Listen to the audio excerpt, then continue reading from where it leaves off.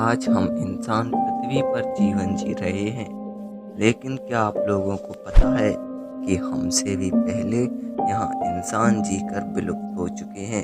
उस जगह का नाम है मोहनजोदड़ो। पाकिस्तान के सिंध में बसा दुनिया का सबसे पुराना शहर माना जाने वाला शहर है। यह प्राचीन भारतीय संस्कृति का सबसे पुराना प्रतीक है। यह सिंधु घाटी सभ्यता का सबसे बड़ा शहर है, जो सिंधु नदी के छोर पर बसा हुआ है। ऐसा माना जाता है कि यह शहर 5000 साल पुराना है। इस शहर की खोज दखलदास बंदोपाध्याय ने 1922 में की थी, जिसमें लगभग 40 साल का समय लगा था। इस शहर की खोज के बाद लोगों के बीच मोहनजोदड़ो के बारे में जानने की इच्छा और भी बढ़ गई थी। अगर हम इस शहर के विकास के बारे में बात करें तो ऐसा माना जाता है कि मोहनजोदड़ो प्राचीन मिस्र, मेसोपोटामिया और क्रेते की समकालीन सभ्यता का अहम अंग था। यह अन्य शहरों के साथ संचार का प्राथमिक स्थान था। इस कारण यहाँ अन्य शहरों से लोग आसानी से आते जाते थे। यह शहर कृषि क्षेत्र में अधिक प्रचलित था। मोहनजोदड़ो के बारे में अधिक जानकारी तो नहीं है, लेकिन अब तक हुए शोध से इसकी वास्तविकता का अनुमान लगाया गया है। अब बढ़ते हैं शहर के निर्माण की तरफ। ऐसा माना जाता है कि मोहनजोदड़ो सिंधु घाटी सभ्यता का मुख्य केंद्र था। उस समय में मोहनजोदड़ो एक विकसित और खुशहाल शहर था और जल निकासी योजना से यह शहर आज के शहरों से भी ज़्यादा विकसित था। सिंधु घाटी सभ्यता के पास रहने वाले निवासियों के लिए यह शहर बहुत ही महत्वपूर्ण था।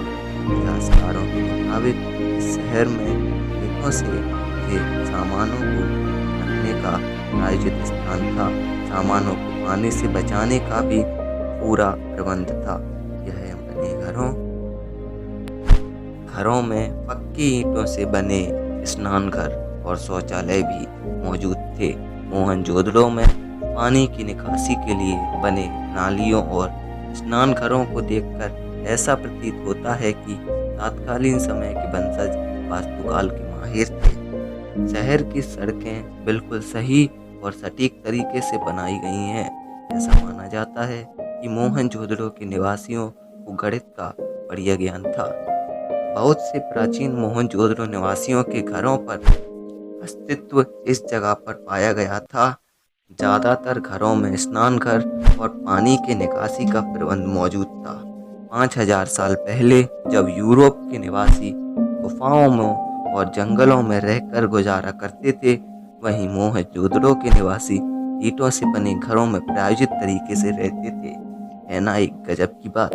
अगर हम स्वच्छता की बात करें तो 5000 साल पहले कि मोहनजोदड़ो शहर के आधुनिक जल प्रणाली वर्तमान कौशल की तरह ही था। घर घर में से निकलने वाला कचरा नाली से होते हुए शहर से बाहर निकालने की व्यवस्था थी, जो तब के समय में अकल्पनीय था। मोहनजोदड़ो शहर में स्विमिंग पूल भी था, जिसे हम ग्रेट वाट के नाम से जानते हैं। जो शहर के केंद्र में स्थित था। यह स्नान घर एक विशाल क्षेत्र में फैला हुआ था। ऐसा माना जाता है कि यहाँ लोग अपने शुद्धिकरण के लिए जाते थे। स्विमिंग पूल में जाने के लिए सीढ़ियाँ तक बनी हुई थी। ये तो उससे भी बड़ी अकल्पनीय बात हो गई। खाद्य सामानों को रखने के लिए यहाँ विशेष प्रकार का भंडार घर बना हुआ था और भंडार घर की निर्माण कला और डिजाइन आज की वास्तुकला से बिल्कुल भी कम नहीं थी। वहाँ अनाज के बदले में दूसरे खाने के पदार्थ का आदान प्रदान करते थे लोग बाग। यहाँ तक कि भंडार घर में रखे हुए अनाज कई महीनों तक बिना किसी परेशानी के रखे जाते थे। सिंधु घाटी के निवासियों को मुख्य कृषि गेहूं और बाजरा की थी। कई शोधकर्ताओं ने यह तर्क दिया है कि मोहनजोदड़ो के निवासी कला और संस्कृति में काफ़ी आधुनिक थे। मोहनजोदड़ो अपनी कला के लिए काफ़ी लोकप्रिय था। मोहनजोदड़ो के समय में टेराकोटा से बने विभिन्न कलात्मक पैटर्न भी पाए गए हैं। कलाकृति और संस्कृति का प्रतीक है।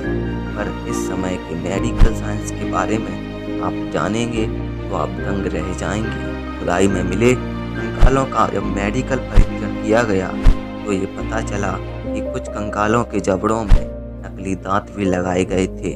यानी हड़प्पा सभ्यता के निवासी में चिकित्सा पद्धति इतनी विकसित थी, इस बात का हम अंदाजा लगा सकते हैं।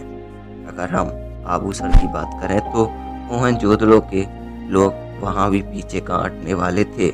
वहाँ के लोग आभूषण के उपयोग के लिए भी प्रचलित थे। हार, झुमके, अंगूठी, कंगन जैसे आभूषण का इस्तेमाल महिलाएं करती थी मोहनजोदड़ो की।